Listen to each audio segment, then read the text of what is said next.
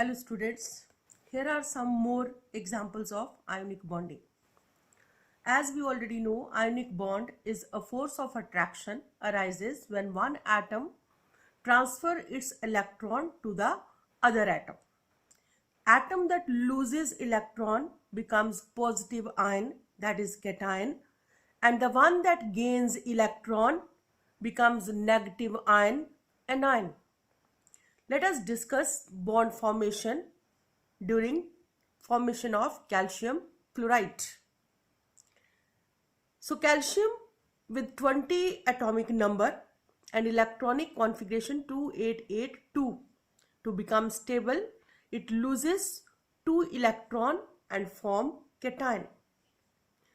Chlorine with 17 atomic number and electronic configuration 287 gain 1 electron and become stable and form anion. Now calcium has to lose 2 electron, but chlorine has to gain 1 electron only.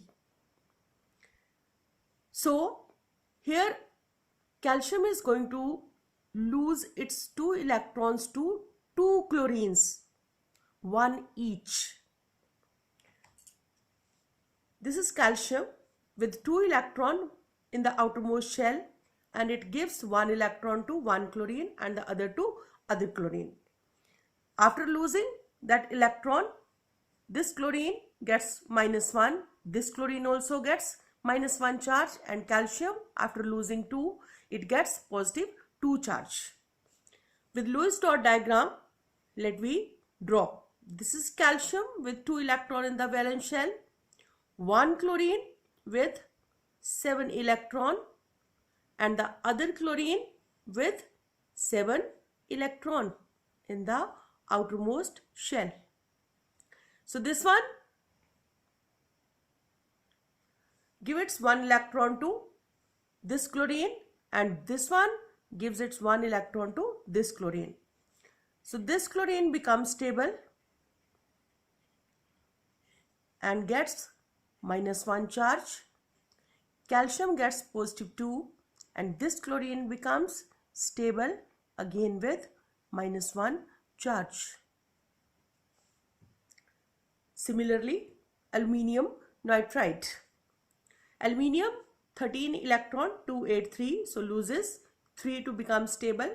Nitrogen 2 and 5, so gain 3 to become stable. Ion formation by aluminium -3 electron and gaining aluminium positive 3. Nitrogen +3 electron and gets -3 charge, cation and anion. Orbital diagram. So this is aluminium with 3 electron in the outermost shell, and this is nitrogen with 5 electron in the outermost shell. Aluminium loses the 3 electron to nitrogen, so aluminium gets positive 3 and nitrogen gets -3. This is aluminium with 3 electron and nitrogen with 5 electron. So this electron comes here, this comes here, and this goes here. Aluminium gets positive 3 after losing 3, and this nitrogen gets 8 electron in the outermost shell and -3, and the formula is aluminium nitride. Magnesium hydride. So this is magnesium. To lose 2 electron to become stable, and hydrogen needs 1 electron. So magnesium is going to combine with 2 hydrogen and give 1 electron to each. So in this way, this is magnesium getting positive 2 and both the hydrogen are getting -1. So this is magnesium with 2 electron, loses 1 electron to this hydrogen and 1 electron to this hydrogen. So hydrogen gets 2 electron and with -1 charge, and magnesium gets 2 and this hydrogen also 2 electron with -1 charge, and the formula is magnesium hydride. Now these ionic compounds are made up of oppositely charged ions. This is magnesium hydride, magnesium positive 2 and hydrogen negative 1. So as they are oppositely charged particle, they have strong forces of attraction between them. Because of these strong forces of attraction, these particles are closely packed, so have negligible spaces. So some properties of ionic compounds, as they are closely packed and negligible spaces, these are the properties of solids. So ionic compound, most of them are solid.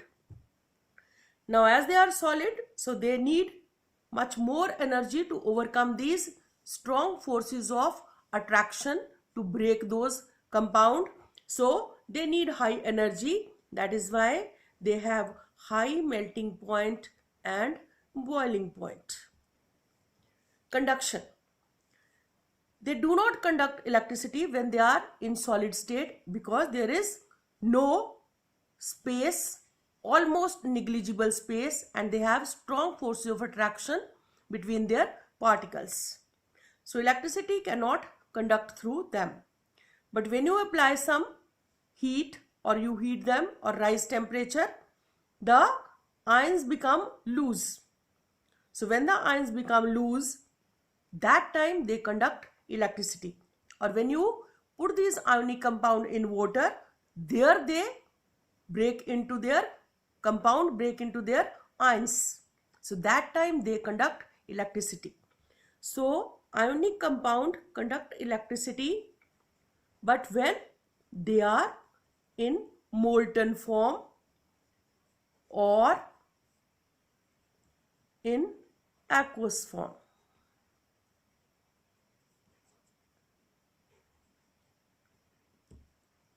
And last, they are soluble in water. Ionic compounds are soluble in water. That's all from ionic bonding. In the next video, we are going to discuss about the covalent bonding.